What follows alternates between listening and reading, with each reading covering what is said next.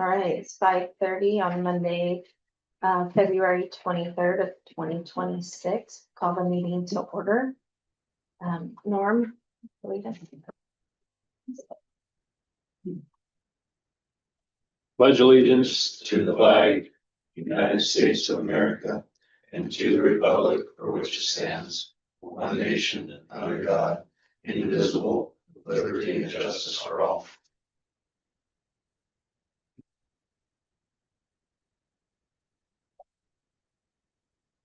All right. Agenda item number 3, items from the public.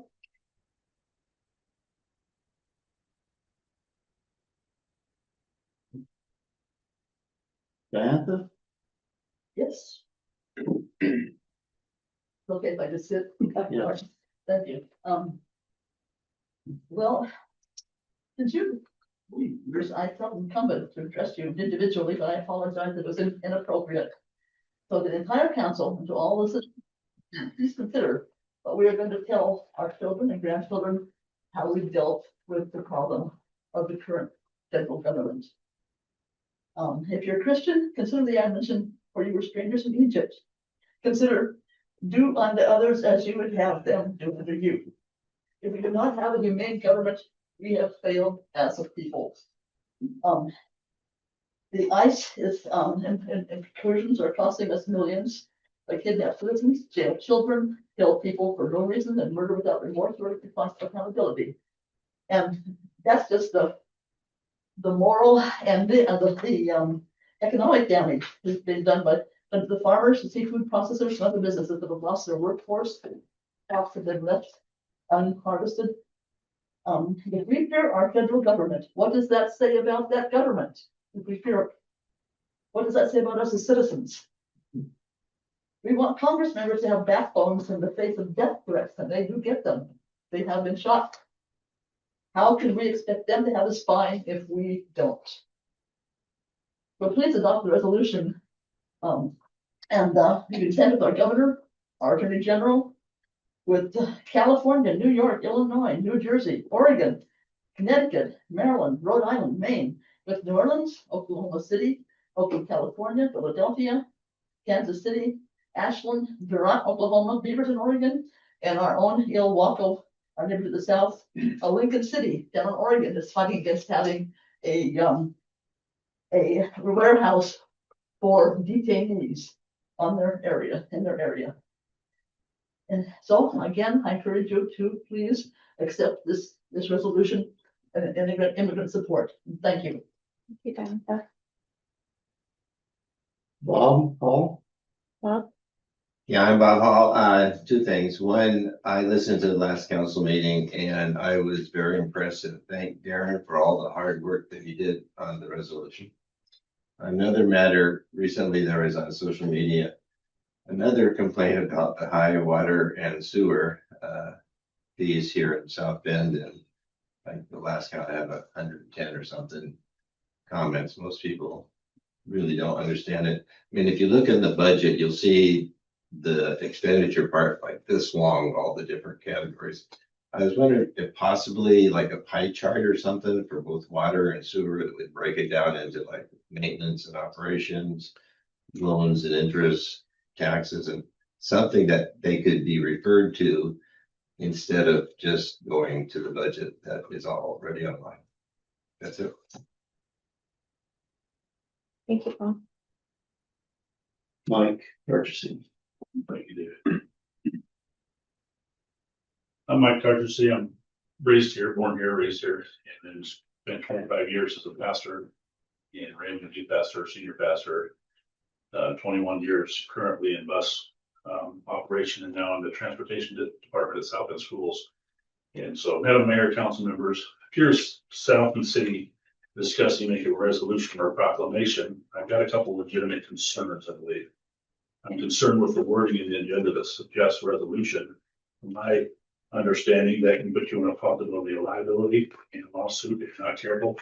Ordinance or resolution. Proclamation as a word can be used. I'm concerned that if you're preparing a proclamation with this short notice, which it is, I would hope that you polled your constituents to get a baseline of their opinion as you were elected to represent a nonpartisan fashion of all of your peoples. If you are set on making a proclamation, I would ask you to consider the outcome of a few decisions or questions.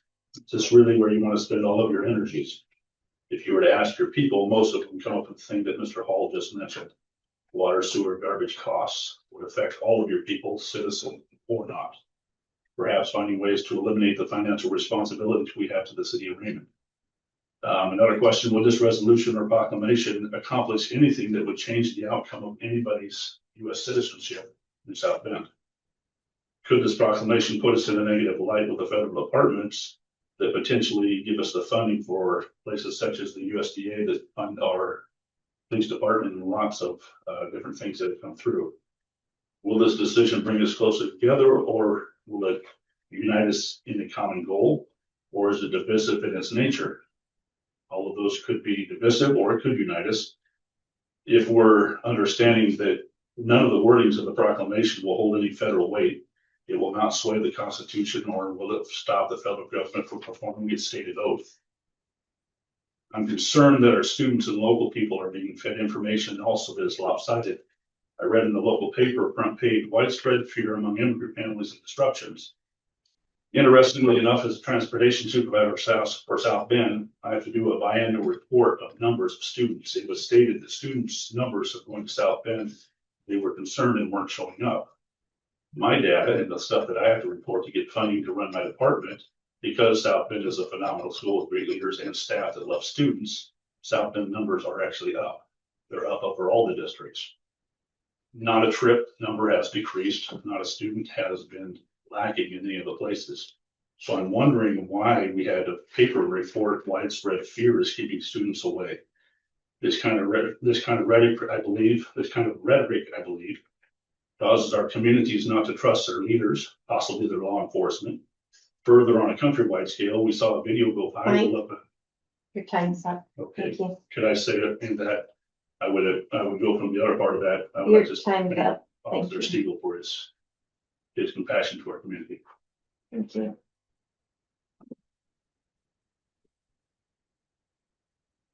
That's all on the public. Did anybody else not sign up because they didn't know where it was? Yeah, thank you. Yeah. Mayor, council members, my name is London Espinosa Kennedy. I am a Pacific County constituent and resident. And over the course of the introduction of this resolution, there's been emotionally charged testimony. And so today I wanted to approach with a different perspective, just a little slightly different approach. Facts over feelings. So I'll set up a baseline because facts can be proven to be true or false based on objective evidence, observation, or verification. So this is a passport. We can all agree that this is a passport. That's a fact. It's not my opinion that it's a passport. It's not my feelings that it is a passport. It's a passport. So now that we've set up a baseline, I'm going to present a couple of claims, and then I'm going to present the facts. So facts over feelings. So federal law trumps state law, the federal supremacy myth. So the federal law does not supersede local authority on immigration enforcement. It's supported by, at the federal level, the anti-commandeering doctrine. At the state level, it's supported by the Keep Washington Working Act. Another claim, the city of South Bend is not a sanctuary city. So the proposed resolution is not a sanctuary policy as you've had time to look at it. It's a local control policy. The resolution clarifies city resources stay focused on city and local priorities and not federal operations. So now just a couple of facts. So fact, the Constitution protects all people, not just citizens. Fact, due process and personal privacy strengthen public trust and community safety for everyone. Another fact, the study by Cato Institute finds that 4.8 trillion was the immigrant contribution to US GDP. And then another fact, the city of South Bend has an economy that benefits from immigrant labor. So now, the last time that we were in the meeting, we discussed the difference between a proclamation and a resolution. So we understand that a proclamation is something that the mayor issues alone. It's ceremonial, it's symbolic, it expresses values. It's easily revocable also, and it also contains broad language. Whereas the resolution is something that the city council votes on as a legislative body, It's formal, it's actionable policy, it directs staff actions, it requires formal repeal, specific operative sections. So I urge the council to adopt the resolution. But there's other facts that I want to also introduce because these are real things that you can see with your own eyes. You could go find, they're observable, they exist. So this is a comment under an article by the Colombian Washington House passes bill to warn immigrant workers about ICE action. It says this is the hotline to report illegal immigrants. This is another comment. This one is under SB 5906, which asks federal immigration agents to get court approval before entering schools. That's your time. Thank Okay. you. Yeah, I urge you to adopt the resolution over the proclamation, but either's okay. Thank you. Thank you. Do we have anyone online? Or anybody else in the house that didn't sign up? Nobody has their hands up online.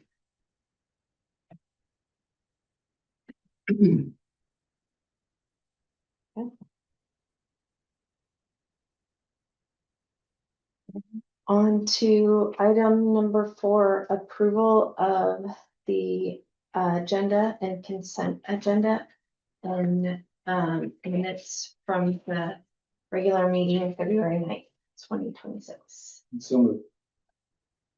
Second. It's been moved and seconded to approve the agenda and consent agenda and minutes. Do we have any questions? Did You want to make amend the agenda? Oh, yes. Thank you. I propose that we amend the agenda tonight. We're gonna swap number 6 and 7. I think we've agreed. Just so we can get the fire department in and out a little quicker, because I've been there and they'll probably have things to do. So, yes. Great. Okay, any other questions? Okay. All those in favor? Aye. That's unanimously. Item number 5, correspondence.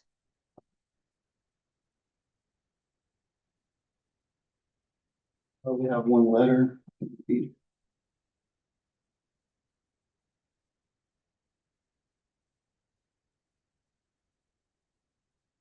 They were all in the packet. They're all in the packet and they are online, but I'll go ahead and read this letter, the one. Okay. If you're gonna read one, then you have to read them all. Willingnessly, there's quite a few. Okay. So Okay. they're in the packet and the council has reviewed them. Okay. Okay. All right. I am. Can you tell us what the letters are about? Oh, you didn't do. Yeah, but the audience might. Okay. Well, they are letters regarding, all the letters were regarding the proclamation or the resolution. Mhm. Or against? Or against, I mean,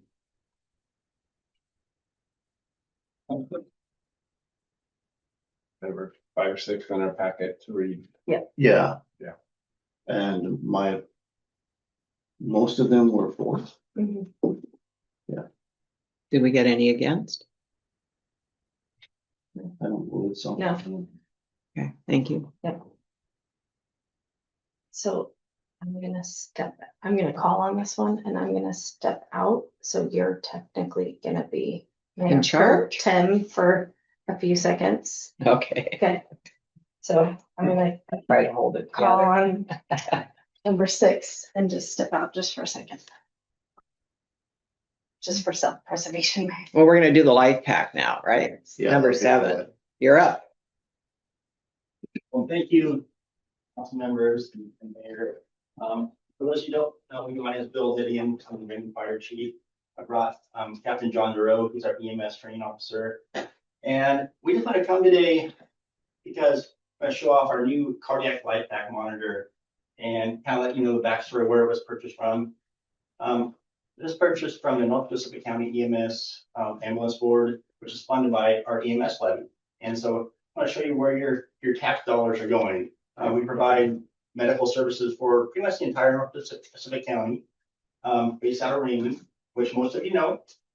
I'll let you know how grateful we are to the citizens and our ambulance board. This piece of equipment, as Captain Joe is going to show you, is one of the most vital pieces of equipment we have on our ambulances. It replaces monitors that are about 13 years old now, which is a long time in the medical field. They're very high tech and can do a multitude of things. And so right now, I'm just going to hand it over to Captain Joe. He's going to show you all the ins and outs of it. But I just want to say thank you to our citizens and, you know, our council members for your support throughout the years. It means more than we can say. Captain Joe. Thanks, Chief. Hello, everyone. My name is John Giroux, and I'm a captain with the Raymond Fire Department, as Chief Didion stated.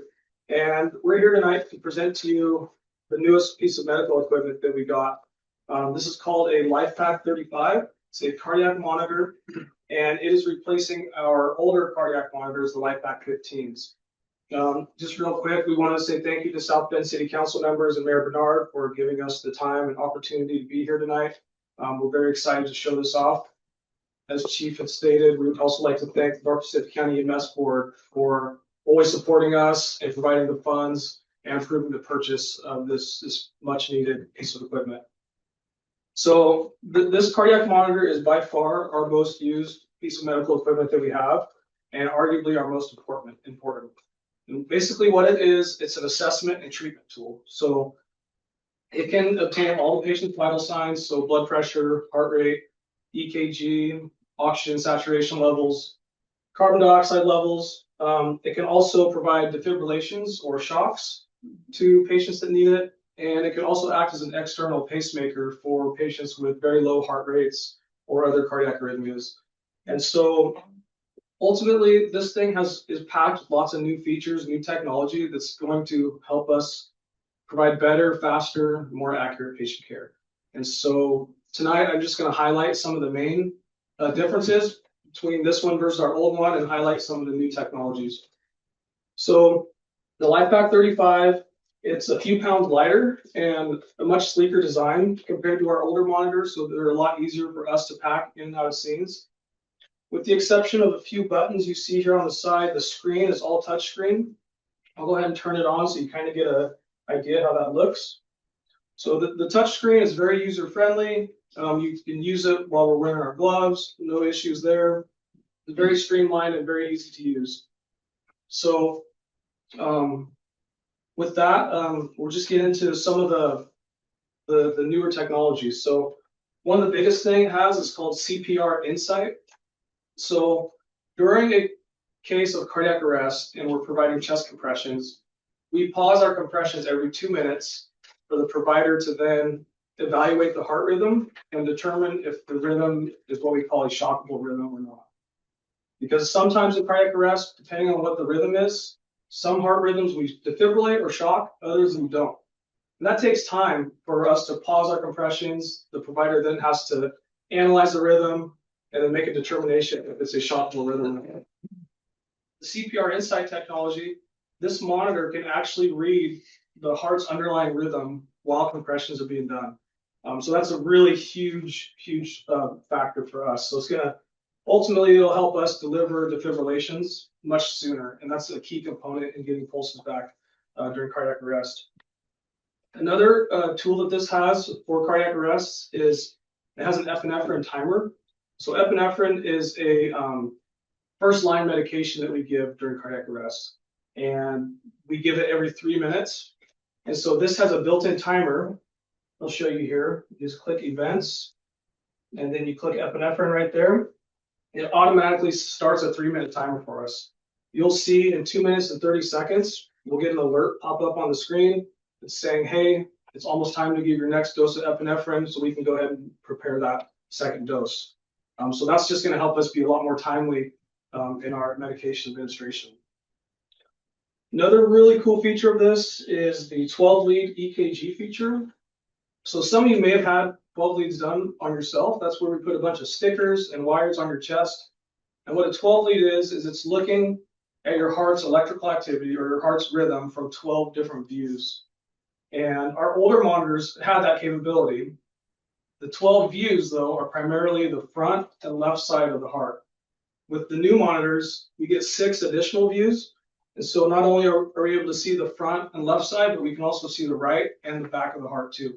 So that's gonna be huge for helping us identify heart attacks or cases of cardiac injury in the field, which we can then relay more accurate information to the hospital, so that they can be more prepared when we arrive at their facility.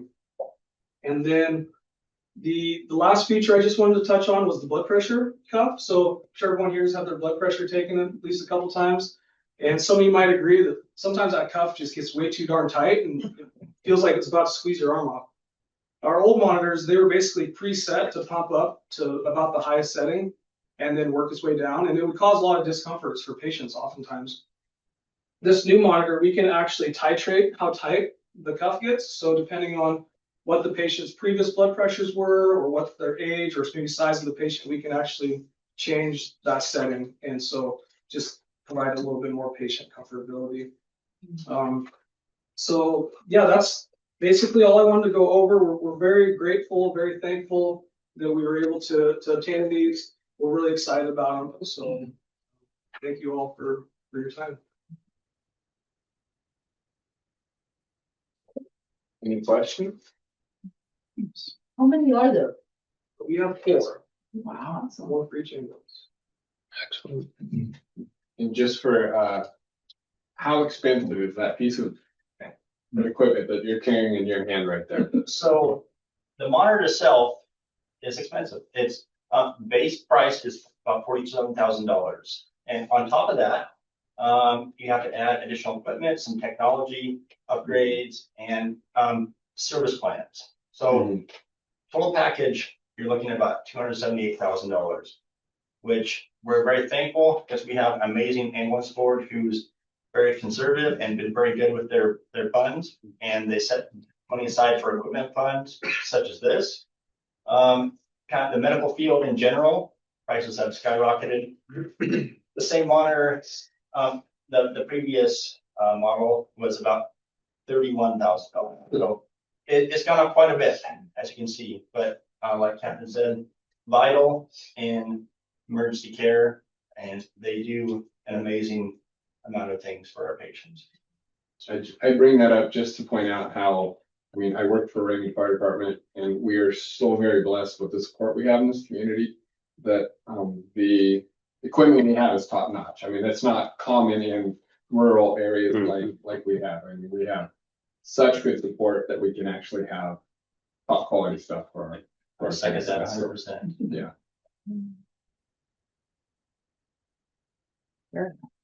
Thank you very much. Thank you. Thanks, guys. Nice presentation. Thank you. But for volunteers, what's happening is afraid you're one of the volunteers. Who wants to get a shot? Thank you. Makes me feel a lot safer about eating a Big Mac.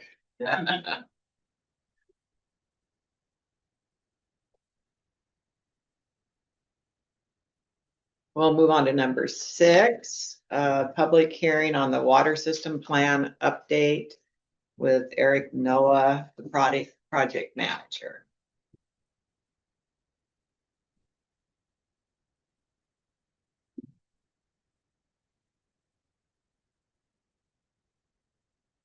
Hello, my name is Dominic Miller. I am a professional engineer with Gray and Osborne Engineers. And Eric Noah, the guy who does all the work, is sitting over there. So we are here to give you some background on what's known as your water system plan update. And got a lot of information on your water system, but we'll try to get through this. This is a public hearing that is intended, it's required for you to adopt your water system plan update. And it's also required for you to adopt what are called water use efficiency measures. Both of those are Washington State Department of Health requirements. And the city hired Gray and Osborne to update the water system plan, which is, I think, the 3rd time we've done it since 2003. So we have a handout, and there's little numbers at the bottom. So I am on to page 2. which is the purpose. So the purpose of this presentation this evening and the purpose of updating your water system plan is one, to meet Washington State Department of Health requirements. It used to be that you were required to update this water plan every 6 years. Now it's every 10 years. So that is new for you as a city. So all of our projections are 10 years out so that it doesn't have to get revisited quite as often. The second bullet and purpose of the water system plan is to inventory your existing water system, followed by projecting the number of water service and what your water demand will be in the future. To analyze the system, there's various system components that are listed there. Then to establish water use efficiency goals, identify capital improvements to address system deficiencies. And frankly, a lot of system deficiencies have to do with aging infrastructure. You guys know about, you can see things like roads and deteriorating infrastructure. Well, same with your water system. Just because you can't see it doesn't mean it's not aging, doesn't mean the pipes underground aren't getting old and needing to be replaced in order to be able to continue to deliver high quality drinking water and provide fire flow coverage for the city and its customers. And then the final bullet is to come up with a financial plan to fund the capital improvements. So those are the main points. On the slide 3, the inventory of your water system, you have 4 sources, which is where your water comes from. Electric Light Creek and Martin Creek are your 2 primary sources. And then Fleece Creek, the 2 branches are currently inactive, but are available to you from a water rights standpoint. So those 2 creeks go to impoundments that are up in the hills across the river. And then they go down to the treatment plant, which I don't know how many of you have toured the treatment plant, but it's been upgraded recently. Chris and Kelly operate this treatment plant, make sure that it's delivering the high quality water you have. So it is a state-of-the-art treatment plant. We talked about state-of-the-art fire equipment. You have a state-of-the-art water treatment plant. It's a membrane treatment plant. You have storage. You have 4 reservoirs. You have 2 main reservoirs up on the hill, and then you have 2 over on Rickson Road.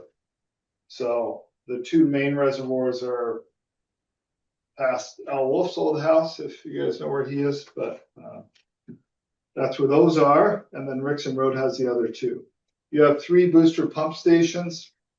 All 3 of them are fairly small, but they're located, one on B Street, one at the main reservoir site, and one at the Rickson Road Reservoir. Your distribution system consists of about 25 miles of water mains, over 1,000 water services, and you have 1 intertie with the city of Raymond, which was actually pretty important during the construction of the water treatment plant upgrades. You were able to purchase water from Raymond in the meantime. On to slide 5, water quality. One of just the highlights of the water quality is you guys are required to do testing for a number of organic and inorganic carbon compounds. And you guys pass all those. There's one water quality issue that you've had, and it has to do with lead. So lead can enter your water system usually from old solder joints, galvanized pipe. And so because your lead levels were found to be above the DOH limit, the city has implemented a corrosion control measures at its water treatment plant. And what that consists of is adjusting the pH of the water so the lead does not leach into your water. So that is being handled by your capable operators there at the treatment plant. Your water rights, the projection is that your instantaneous demand and your annual water usage are within your existing water rights. So you guys have sufficient water rights to supply the projected needs of the community. on to item 6. So your water rights is how much? No, I was just gonna, Did I skip one? I think you skipped number 4. Projected water services. Back to 4. So we discuss water services and water demand in what are called ERUs, equivalent residential units. And that's a basis. So you take your seafood processors and you account for how much water they use in an ERU, which is what a normal residential unit would use. So that is a way to help equate how much your water demand will be. So your ERUs right now, or in 2025 anyway, was 4,005, and you're projected in 20 years to grow 162 ERUs. So it's not a whole lot of projected additional water demand, which is somewhat a good thing in terms of being able to continue to supply those customers. Did I miss another one? Nope. Back to 7. 6. 6. Source capacity. So I talked about water rights a little bit. That's how much legally water you're able to take from your 2 main sources. Your source capacity is what those sources actually produce, how much water is coming down each of the 2 main creeks into the impoundment. And so, again, if you've been to these, they're built a long time ago. The impoundments are different at Electric Light Creek and Martin Creek, but the operators have been able to maintain those sources so that you're not taking it right out of a creek. It's impounding the water, but that's raw water before it goes down to the treatment. So those sources have been upgraded over the years, again, through your operators and some help with some contractors. And you do have sufficient raw water storage capacity through the time period of this analysis. The storage capacity is then the storage, which we call finished water storage. That's your treated water. And those are the 4 reservoirs on this side of the river, where your impoundments are on the other side with the water treatment plant. And based on the analysis, and your storage there in your finished water reservoir is for emergencies, for fire flow storage, for what's called equalization storage, which helps you operate your system throughout a day. And then you do have some dead storage that's the very bottom of the reservoir that may not be able to deliver enough pressure to everybody. So those storage components we evaluate, and it was found to be sufficient. On 7 treatment, slide 7, your treatment capacity, it's been recently upgraded to add a 3rd membrane filter package. The capacity is 900 gallons a minute, which can get pushed through the membranes over there. And then we check your distribution system pressures, which we do a hydraulic model of your water system to make sure that everybody is able to get delivered sufficient pressure during peak demand periods, and also to deliver fire flow so that when there's a fire, that the hydrant is going to be able to deliver adequate fire flow to meet the design criteria, meet health requirements, and actually put out the fire. Item 8 is the water use efficiency that you're required as part of your water system planning to every year your operators prepare, which is a water use efficiency annual report. And that's typically due in May each year. Chris, you do that? June. So the previous goals was to reduce your water loss over the period, and also to save about 5 gallons per service per day in your previous goals on your previous plan, which was and your updated goals are to do something similar, is to also keep reducing your water loss.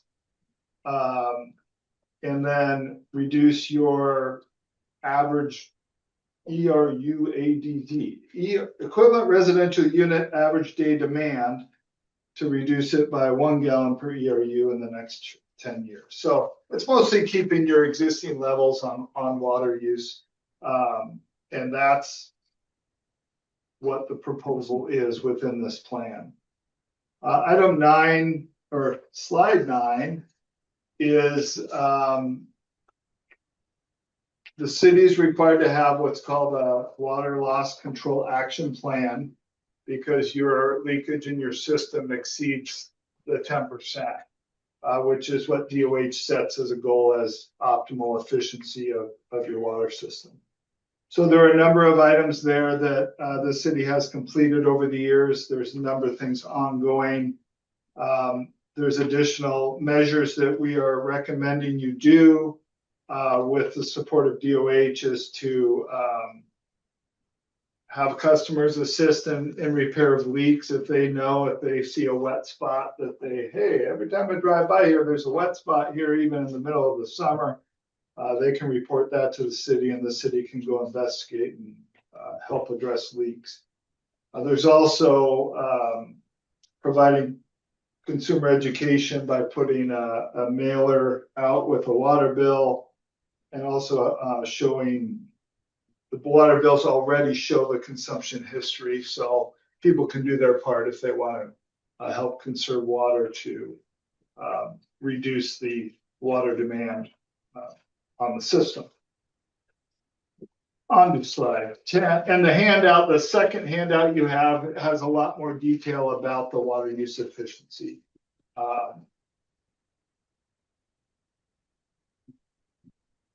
Does that mean my time's up? No.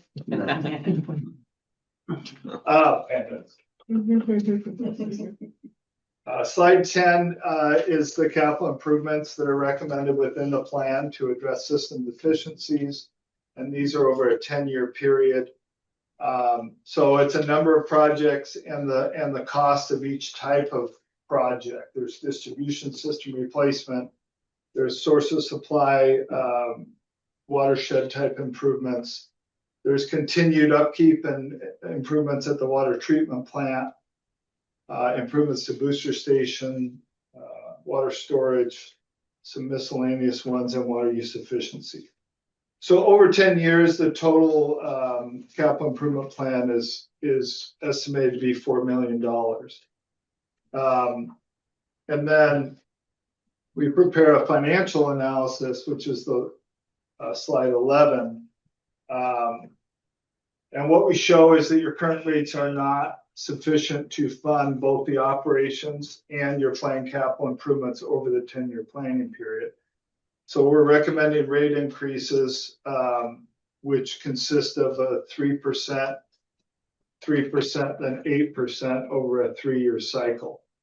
And what we are assuming, though, is that these capital improvements can be accomplished through obtaining low interest loans to complete the improvements. So one thing that's happened over the years is you've been eligible, and we've helped the city apply for a series of grants. So these rate increases are to keep afloat if you're doing loans, essentially, to get this. But if you are successful in getting grants, then you're able to be in a better financial position, because then you wouldn't have to be repaying the loans. But it's not especially fiscally responsible to count on those grants to keep coming all the time, to plan for not getting them. And then if you do, that's great. And frankly, what happens a lot of times is if you're not able to get some of these grants, cities like yourselves will look at having to defer improvements at times. But still, as a water system, you do have a responsibility to deliver high quality drinking water to all your customers. You have operators that are certified. it is a very serious responsibility to operate and maintain this water system. And that includes upgrading it. And I know, you know, people get antsy about water rates and they're already expensive, but it's, you know, aging infrastructure tends to be a problem. And frankly, it's just not the cheapest endeavor to try to continue to do this. Somewhat modest rate increases just in terms of if you're thinking of an inflationary, a lot of places do 3% a year anyway, just to keep up with inflation.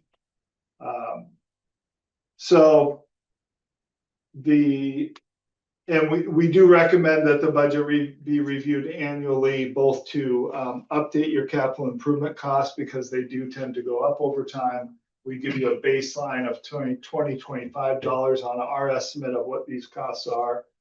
But again, and then the final bullet is, you know, you as a city have been very aggressive in the past in pursuing these grants and loans. And some cities aren't and some are, some will, but Eric over here, he beats the bushes for you guys and we try to help out in that regard. And it's good that you do have a good demonstrated track record of operating your water system well. So that's well received by the funding agencies as well. So the last slide, number 12, is what are the next steps? So this draft water system plan has been submitted to both Department of Health and Ecology. They've commented on it.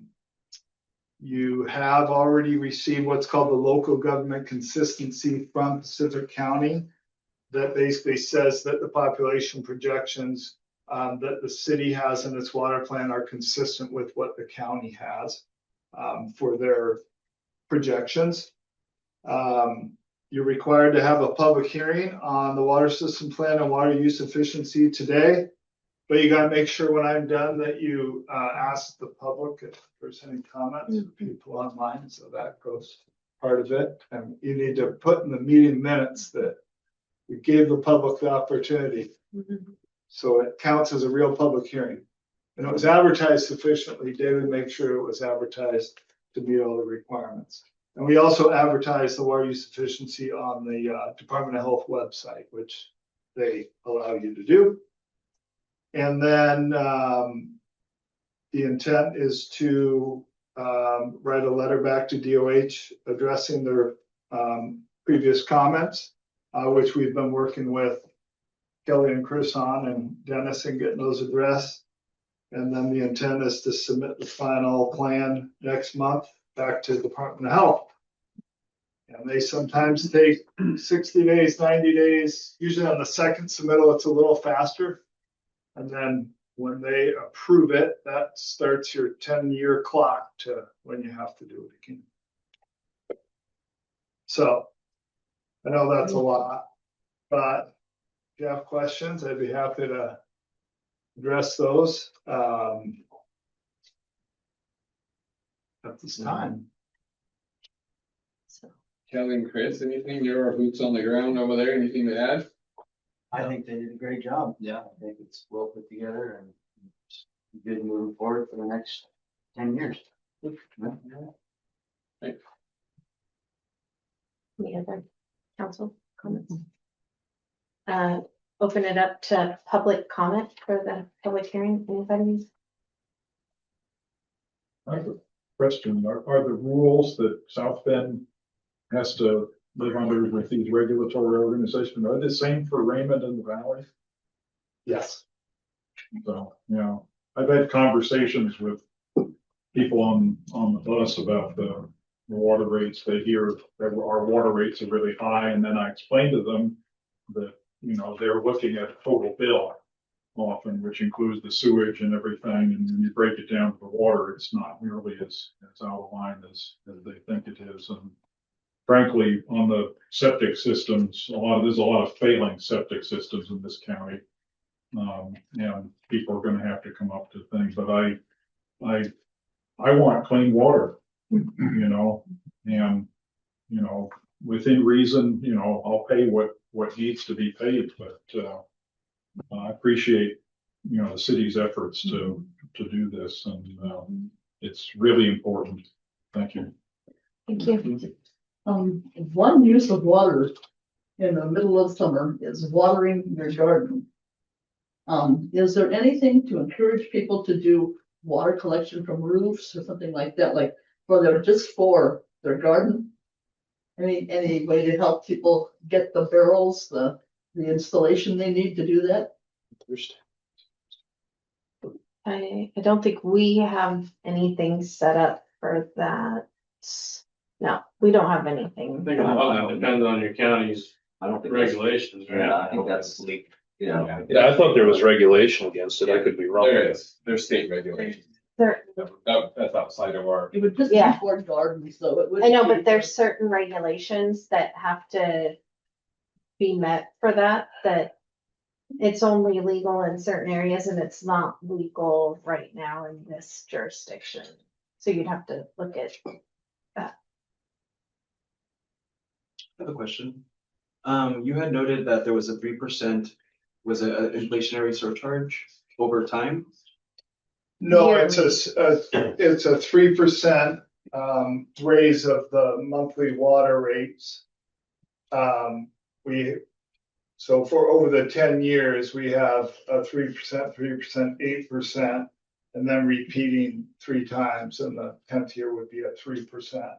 And so that's a increase in the water rate, the monthly water rate, in order to fund continued operations and to fund the capital improvement plan.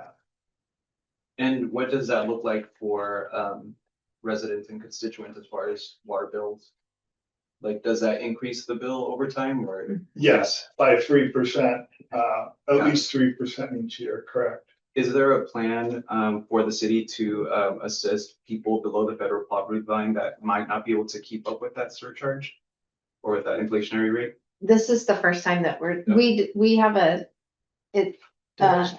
it's. The city has a plan. The city has Yeah. discounted rates depending on your available discounted rates, depending on your income, and they're based off of the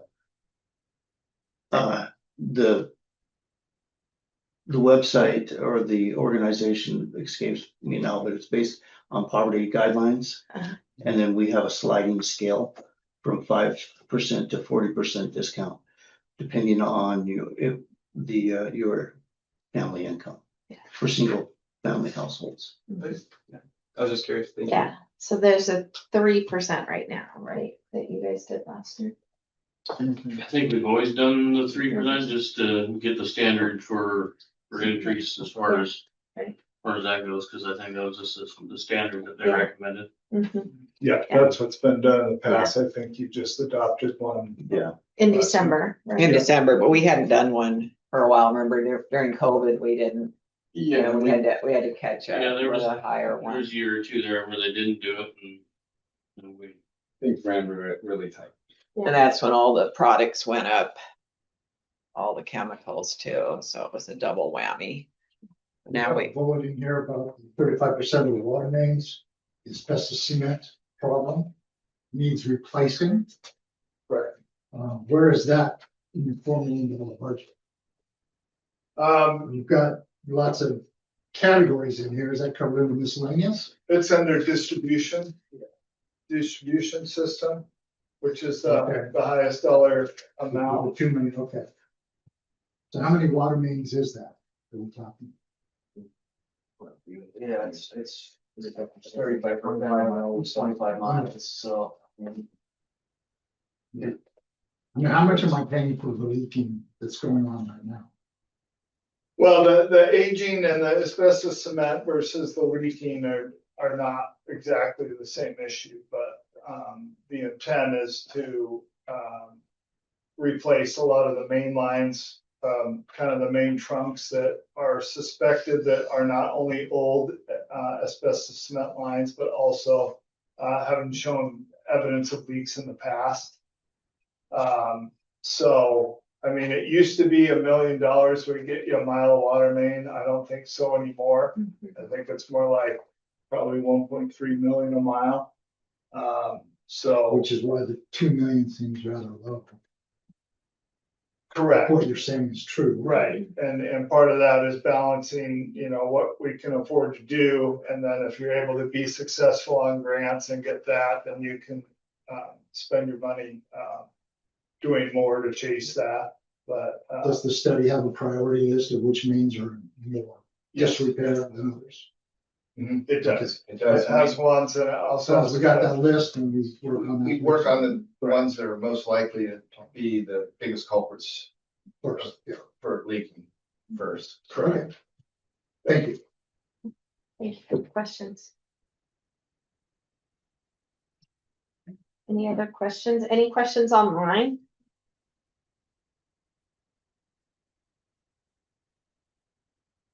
No questions, Bob?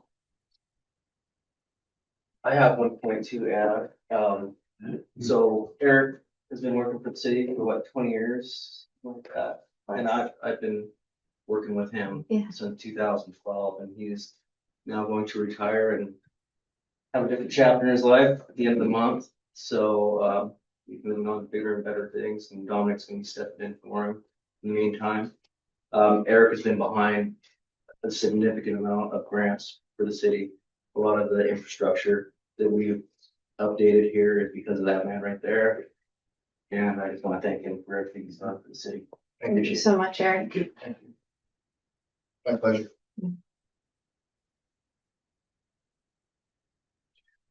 Thank you, Dominic.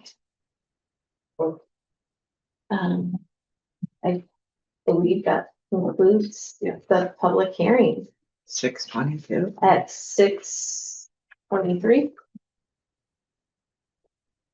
All right. It was interesting.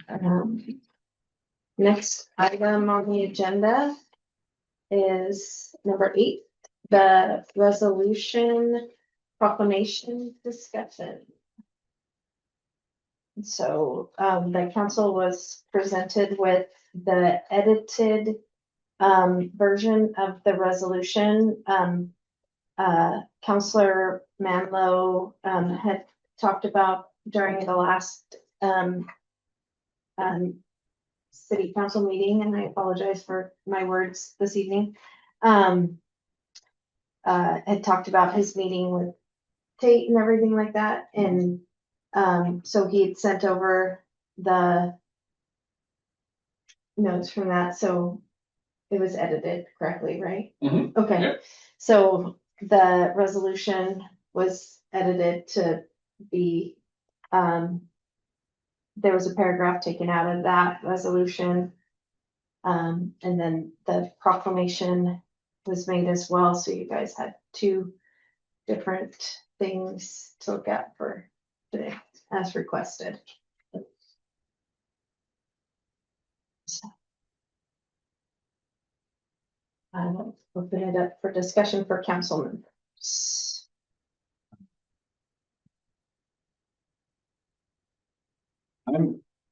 I'm actually good with going either direction. I was just curious if Dan, did you have any leaning towards one or the other? No, there's, Pretty happy with both of them? yeah. North? I think, really just based on some of the prior discussion we've had and the distinctions between the two, I would probably favor the proclamation more than the resolution, just in terms of mitigating potential legal troubles. From what I see, the resolution looks identical to the proclamation. No, I mean, we did that on purpose. Right. As requested. So, I mean- as far as verbiage, from what I can tell, it's side by side, so. That We were. Let me speak, please. So, what I see, I mean, there's really no difference between the two, so obviously that is the option that we're given, is just the one option. With that said, looking at the resolution legally binds you, and I'm not willing to put ourselves into that position for the city just because of grant opportunities primarily. I like the verbiage that's in this because it does say that we are in support of people in our community. We are supporting our residents. So, you know, I definitely lean closer towards the proclamation rather than the resolution.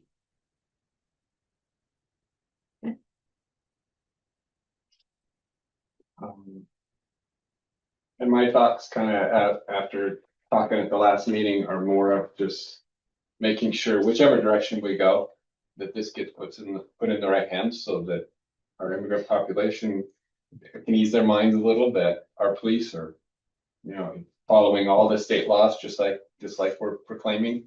And like they've always done, and that they can be at peace and not have to worry so much. So good either way. It kind of sounds like, do either of you want to propose? I would propose that I'm in favor of the proclamation. Is that a motion or? It would be a motion. Okay, Just go ahead. I'll second it.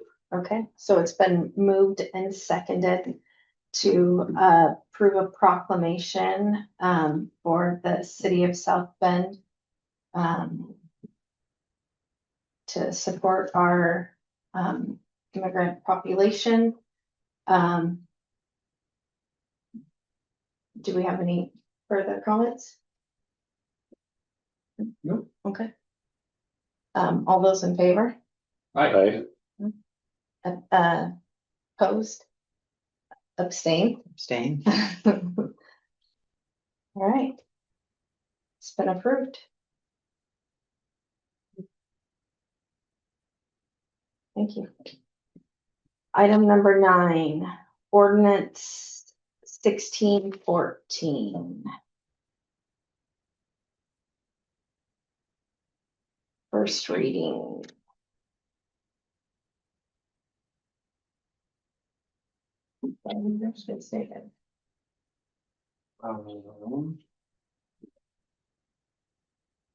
We can just do a summary of what it is. Oh, okay. Yeah.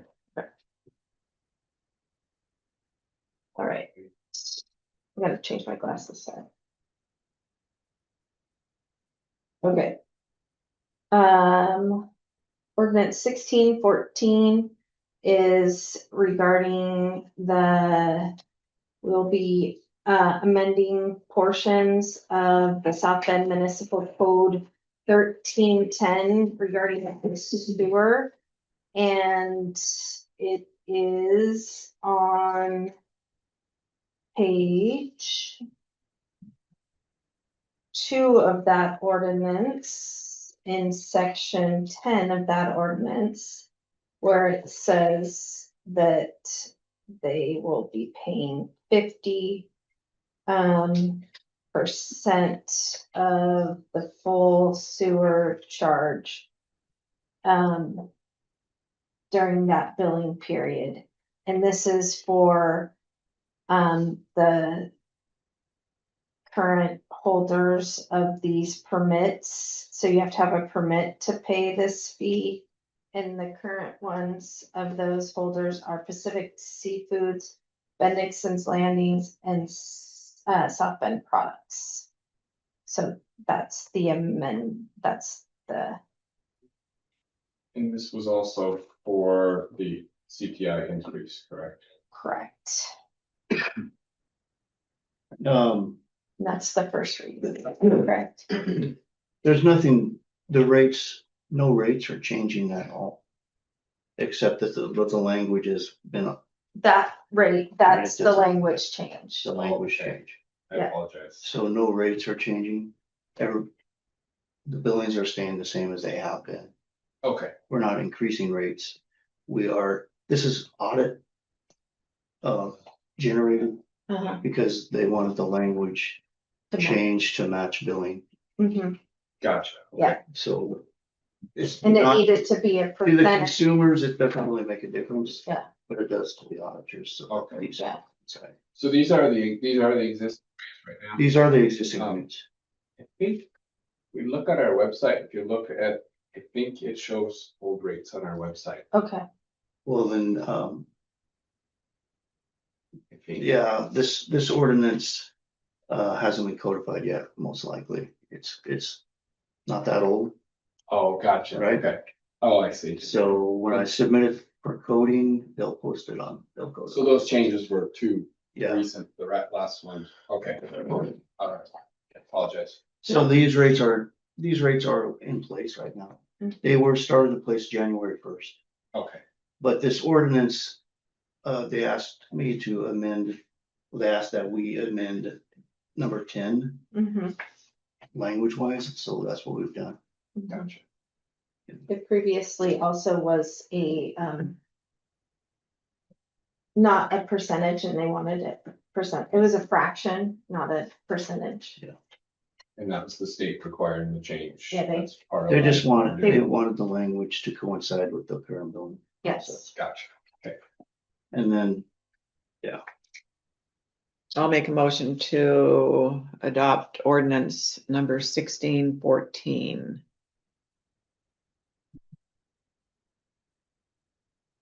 We do. Sorry. Is this an action item? It's a first read. it's a first reading, so we move it to, So we we can't adopt it, but we can can move it to second. second, so we'll move it to. So we'll move this to the second to the next meeting for the second We reading. need a vote though. And then, so I'll motion that we move it to the second reading at our next meeting. Second. Second. Vote. So it's been moved and seconded to move it to the second reading at the next meeting. Is that what you said? Yep. Okay, perfect. We have to vote on it. It's been moved, Yeah. so we have to vote. Yes, so I just said that it's been, not yet, no.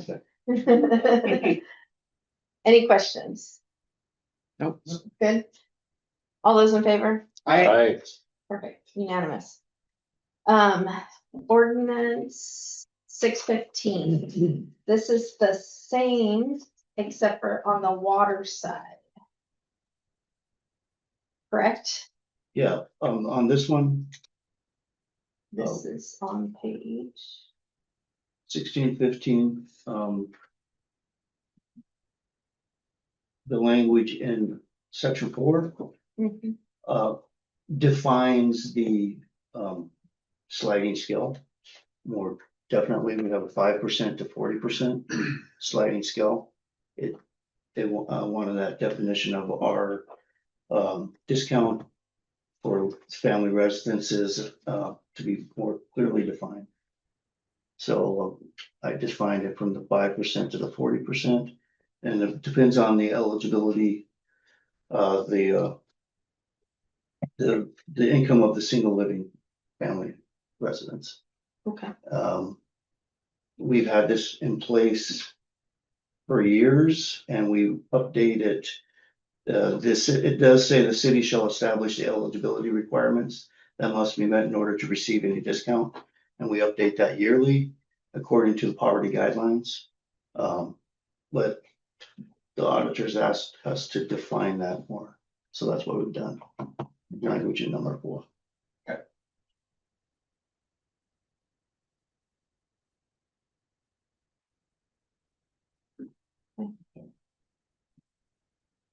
So I'll entertain a motion to move it to the second reading. Motion that we move that on to the second reading. Second. It's been moved and seconded to move it to the second reading, the next council meeting. All those in favor? Aye. It's unanimous. All right. So item number 11 is the agreement between Willapa Harbor Hospital and the South Bend Police Department.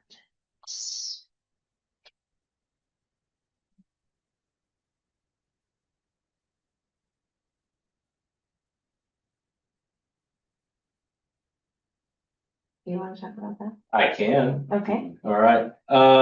So this contract is, well, believe it or not, when we have somebody in our custody and we take them to the hospital for medical clearance for the jail or if they need medical clearance while they're in our custody, we have to pay for it.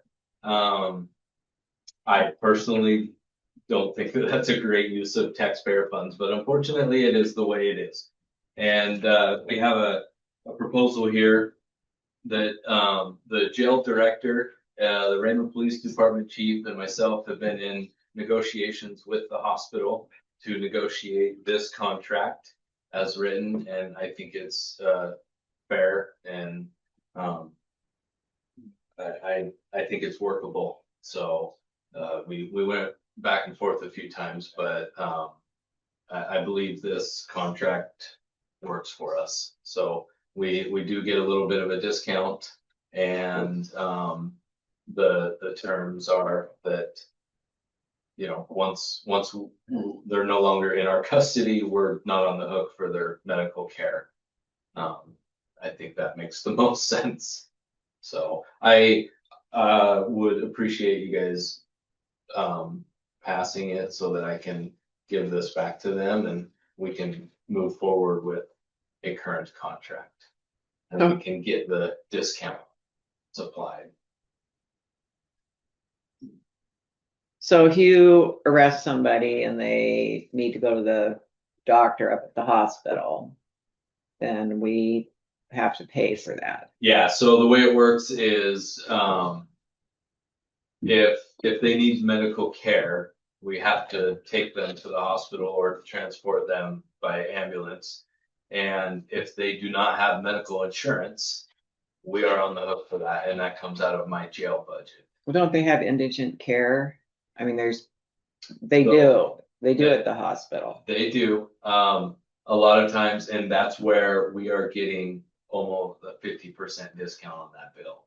But if they're really indigent, you could get 100% discount.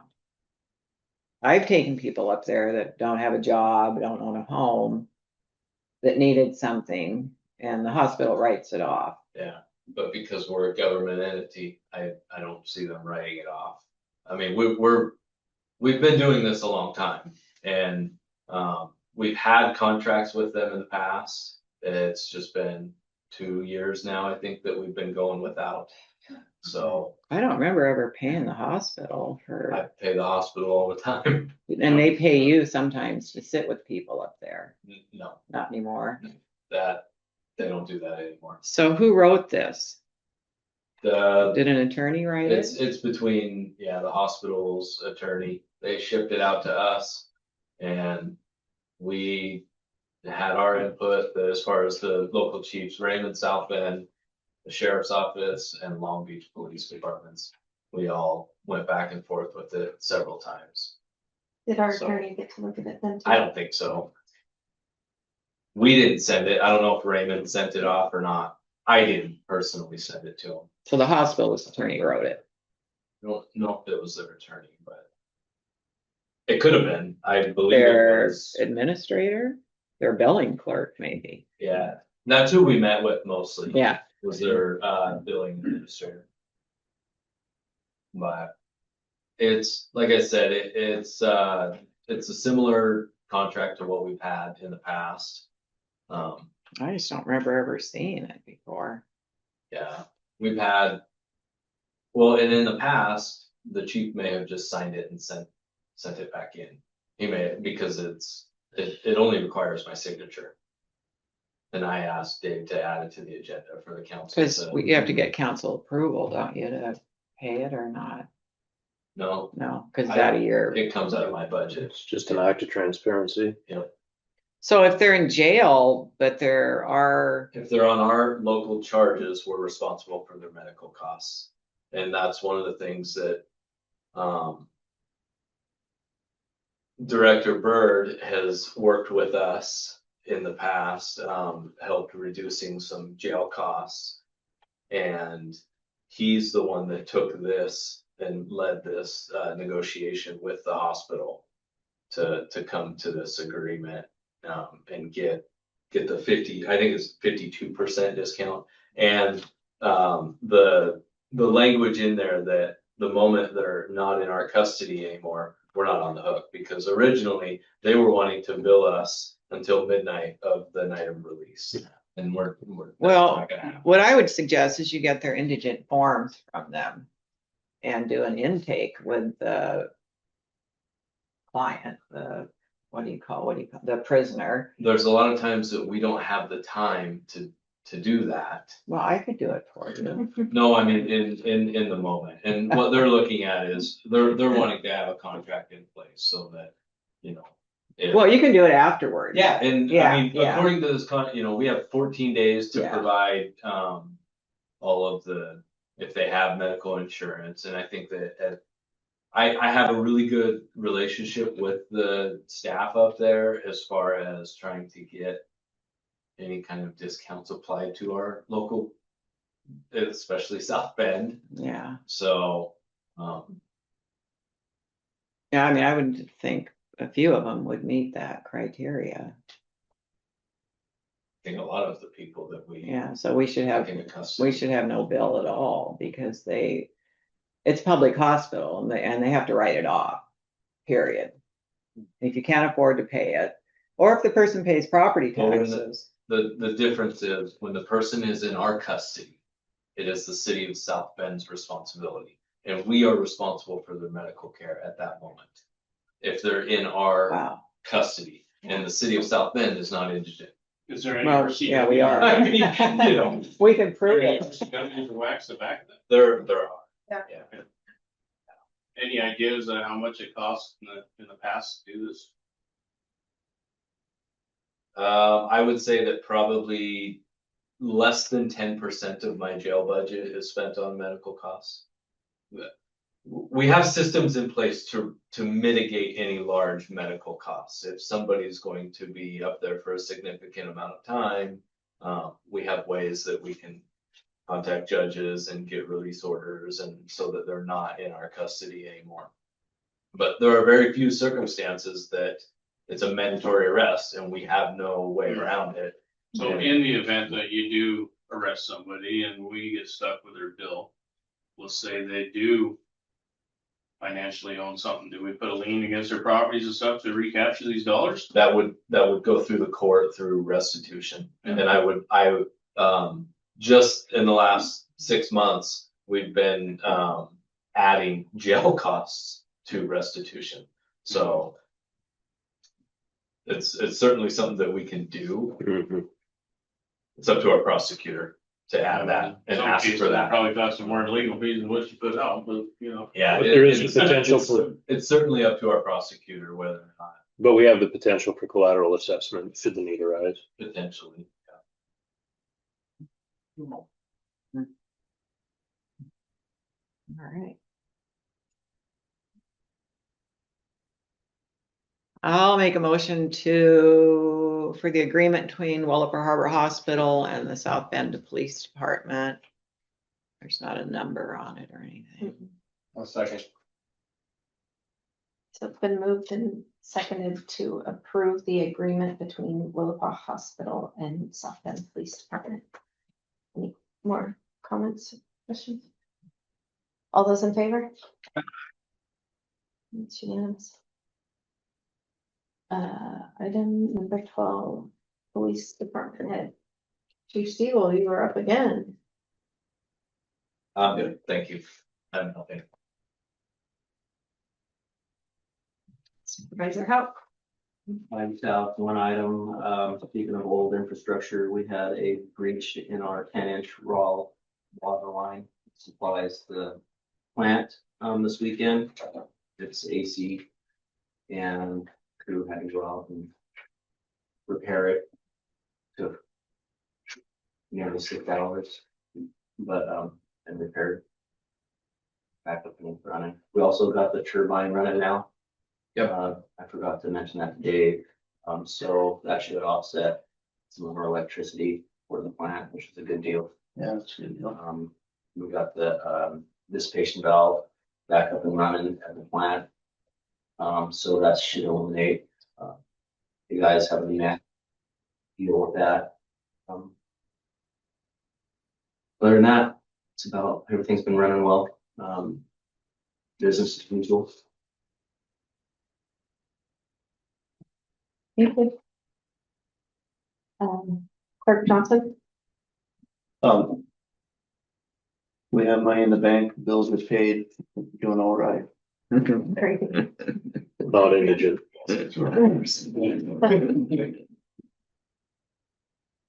Thank you. Number 13, mayor's report. I don't have much to report. I've been out, as most of you know. I do want to thank, even though he's not here, Fire Chief McGee gave me a tour of this, I always get it wrong. Is this one West End? I always get the east and west messed up, but I got a tour of the West End fire hall. So I was hoping he was here so I could acknowledge him and thank him for that tour. And that's really all that I've got right now. Item number 14 is public comments on current agenda items. Back to your list. Well, this list is for the item This is number a 3. surprise list. Item number 14 is just open. Oh yeah, Did anybody yeah, wants to that's comment? right. If anybody wants to comment, Tate. Oh, I'll comment real quick. Oh, sorry, I just That's called okay. on Tate. Oh, sorry. Sorry. Thank you, Mayor Bernard. I just want to say how thankful I am for all the time, attention, and thought that this council has put into this issue of the resolution over the last month and a half. I also see the high levels of public engagement throughout this process as a testament to the values of the residents of South Bend and Pacific County at large. So I want to thank everyone that has come to have their voices heard or written in about the resolution or the proclamation.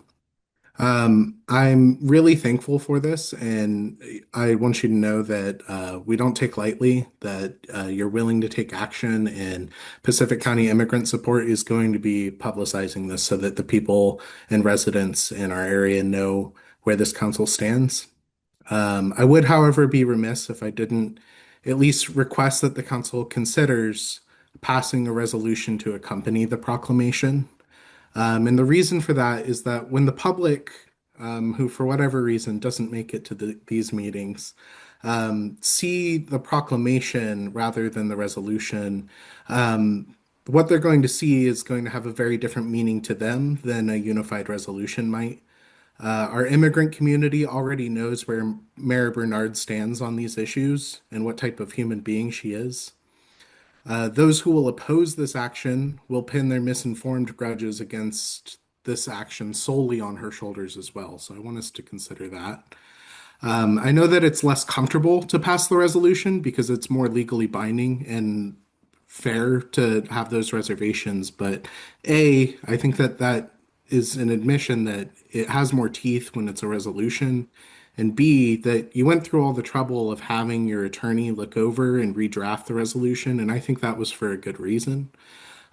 So like I said, I'm really happy with the outcome, but I just wanted to push to say, if you're willing to consider the resolution as a addition to the proclamation, I think it would mean a lot more to everyone in South Bend to hear that the city council as a unified body is willing to stand behind this statement and not just Mayor Bernard.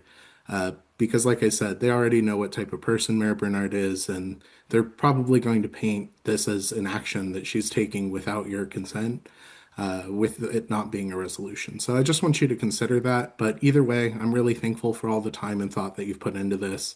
And I know that this isn't usually the type of issues that you are looking to address on the council. So thank you very much for all of your time.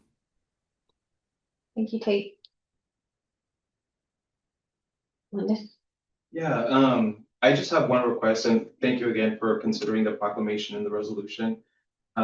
It's a great outcome. The only thing that I would request is for this to be removed from the South Bend City Facebook page under the introduction of the resolution.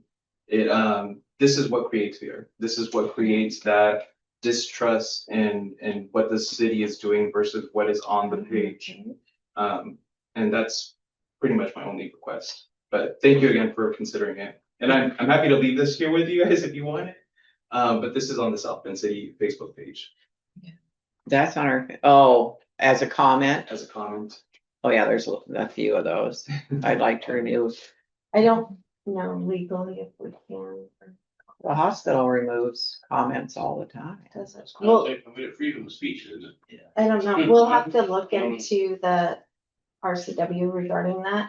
Not that I'm not dismissing it, but I just have to look into that. There is some limitations on what we can and can't do regarding that. So just creating that awareness. Thank you. Mayor, my comment at the end were thankfulness for Chief Steele. And I want to make that to a record of, I work with the schools, and so like today I have 3 students, I don't know their immigration status, I probably have an idea. Just hug them as they put them on the bus, have a great day. It's good for me to know, number one, if there's somebody in our community that is doing gross illegal things or objectively hurting children, which is a truth in our world, that he will hold and get those legal or illegal out of our area. And that also, by his word, he has given us that he will treat the citizenry or the peoples of our community with respect, and he's shown himself to be a person of his word. And I would trust and am thankful that he is a level-headed person, unlike some hotheads you see in other organizations that will care for our people. I believe he would do that in the situations of all of our peoples. And I just wanted to make that at the end of my statement on the resolution of proclamation. It wasn't to do with that. It was just I'm thankful for his leadership in South Bend. And I'm thankful that he can park his vehicle or any of his officers' vehicles on my campus, and my students are not afraid of him. And I myself will make sure that that is the case, if they know that they're safe in his care. I appreciate that. Thank you, Mike. Yeah. Any other comments?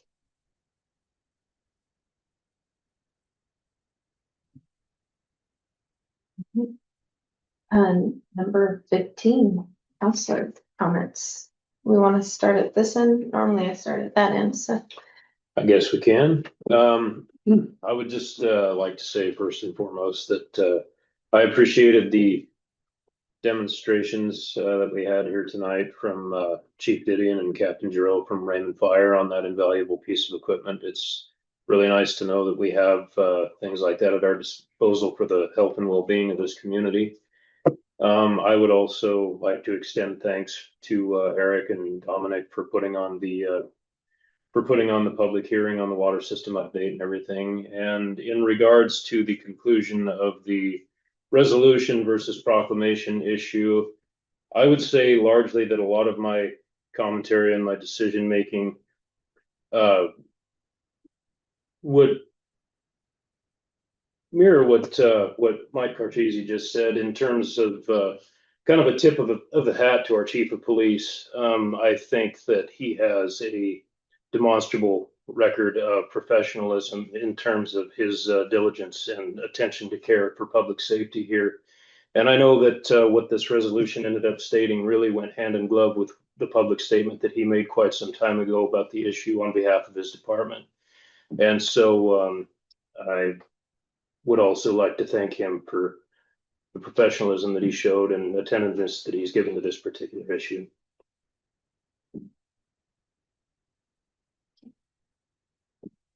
Do we have fluoride in our water? Yes. Oh, okay.